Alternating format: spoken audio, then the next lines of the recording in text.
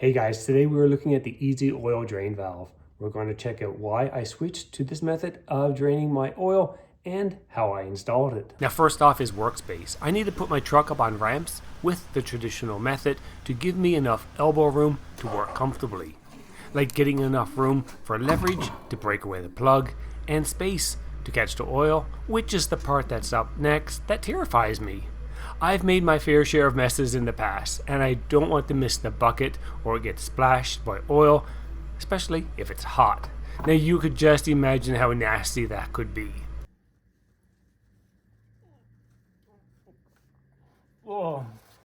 Now in this case I was lucky to catch the oil, but my luck quickly ran out as I walked away, and ended up with a mess once again.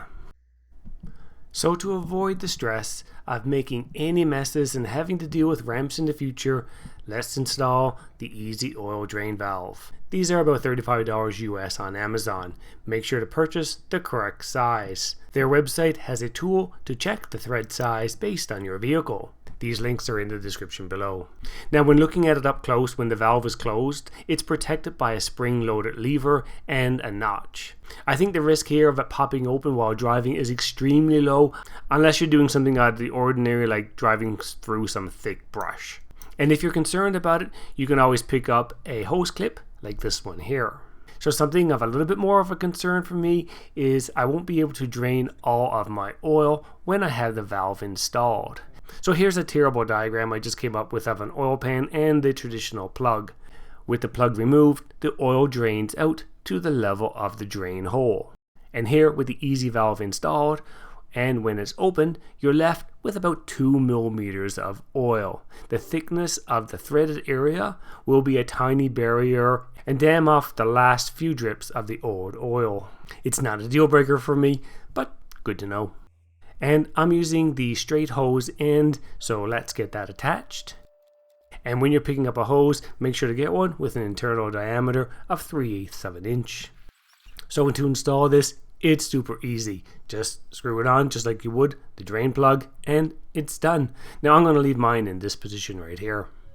Okay guys, here we are in the future and many miles later, and it's time for an oil change. First off, ramps are no longer required because I don't need that extra space. And I got everything lined up I need for my oil change. Let's get that hose connected and the other end in my basin. And we'll pop the valve open and the oil flows right out. It's that easy. The best part is there is no terrifying moments of worrying about a mess or getting hot oil on me. I'm actually going to drop in a little bit of fresh oil here to flush out any residual oil sitting at the bottom of the pan.